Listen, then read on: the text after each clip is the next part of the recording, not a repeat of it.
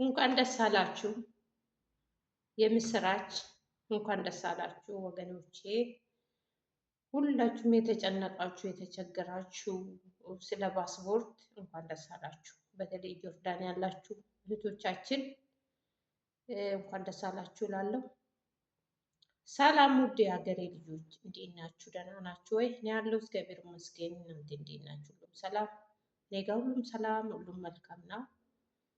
እንግዲህ እንኳን ደስ አላችሁ ብያለሁ። እንኳን ደስ አላችሁ። ድሮ ይክር ነበር፣ በመሀሉ ደግሞ ባለቀ ፓስፖርት መሄድ አይቻልም ተብሎ ተከልክሎ ነበረ። አሁን ደግሞ እግዚአብሔር ይመስገን ብዙ እህቶቻችን ተቸግረው ተጨንቀው መቼ ነው ኮንትራትን የሚጨርሰው 2 ዓመቴን መቼ ነው የሚጨርሰው ብሎ ቀኑላ ሲቆጥሩ የነበሩት እህቶቻችን ቀን ቆጥረው ደርሰው ትኬት ተቆርጦላቸው እንትን ማታር ደርሰው መሄድ አይቻልም ተብሎ ስንት እህቶቻችን ተመልሰው ወይ ስራቸው ላይ አልዋሉም ወይ ሄዶ ሀገራቸው አልደረሱ። ቢሮ ውስጥ ሲጨነቁ የነበሩት እህቶቻችን እንግዲህ ቀን ወጥቶላቸዋል። የነሱ ማለት የኔ ማለት ነው፣ የኔ ማለት የነሱ ነው። ሁላችሁም እንኳን ደስ አላችሁ የእውነት።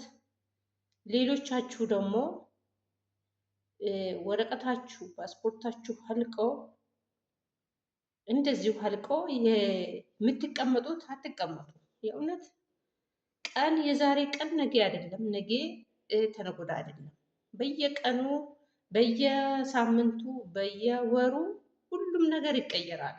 ስለዚህ ዛሬ ባለቀ ፓስፖርት መግባት ይቻላል፣ ምን አባቱ ሀገሬ ገብቼ አሳድሳለሁ የሚባለው ነገር ረስታችሁ በየጊዜው በየ3 ወር በየ4 ወር ከማራት መጥቶ አቡዳቢ ነው የአቡዳቢ ቆንስላ መጥቶ እዚህ ያሳድሳል ተብሏል። እንግዲህ ቅርታ አገሩ ውስጥ ስላልነበርኩ ነው ስሙን ደግሞ ያላወቁት እና ከዛ መጥቶ ያሳድሳሉ ተብሏል። በዛ ሰዓት እንግዲህ ውስጥ ደግሞ ይሄን ነገር የማይሰሙት ይኖራሉ። ብዙ እህቶቻችን እንደኔ ሚዲያ ላይ እኔም አላቅም ነበረ፣ ያው አሁን ነው እንጂ እኔም አላቅም። ሚዲያ ላይ ወጥተው ሁሉም ነገር የሚሰሙት የማይሰሙት ይኖራሉ። ለምን እዚህ ሀገር ላይ በጣም ችግር ነው።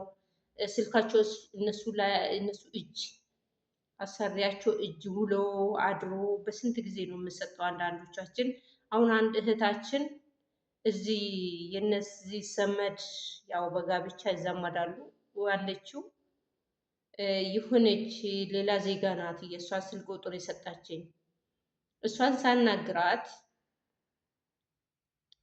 በሌላኛ በአንድ ቀን አናግራ በሁለተኛ ቀን ሳናግራት እህቴ እኔ ስልኬ እኮ እኔ ጋር አይደለም ውሎ ያድራል። አንዳንድ እነሱ እጅ ውሎ ያድራል። የሚሰራ 2 ቤት ነው፣ እላይና ታች ነው። እንደዛም ሆኖ አንደኛ ጋር ዋናዋ ጋር በጣም ስራ ይበዛብኛል። ስለዚህ እሷ ይሄ ምግብ ምናምን ሰርታ ልጆች ብዙ ስላላት ልጆቿን ትጠራለች፣ ለልጆቿ ትወስዳለች። ብዙ ስራ ይበዛበታል እና እነሱ ጋር ነው። ለዚህ ነው መልስ ያልመለስኩልሽ ብላ ስትለኝ በጣም ነው የገረመኝ። በአካል ደግሞ ሄዶ ያዩት ልጆች የኛ ኢትዮጵያን ባትሆን ሌላ ዜጋ ናት እዛ ሄዳ ያየቻት። ወይኔ እሷ ያለችበት ችግር በጣም ችግር ነው፣ በጣም ትልቅ ነገር ነው። እጇ ተበጣጥሶ ላይ እናታችን የምትሰራ እሺ ብላ እዚህ ጋር ደግሞ ደህና ደሞዝ እንኳን አይከፍሏትም። አዲስ ስለሆነች የትም ሀገር ሰርቼ አላቅም እዚሁ ሀገር ብቻ ነው የመጣሁት አለች።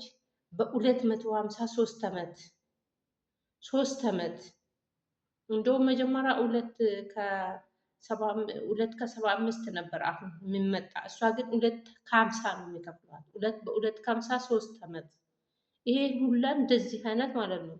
አሁን እቺኛ እኔ ጋር ያለችው ሌላ ዜጋ ሄዳ አይታ ነው ስልክ ቁጥሯን የሰጣችን። ቢሰጠኝም ምንም አላደርግላትም 3 ዓመቴን ጨርሼ ይገባለሁ ብላለች።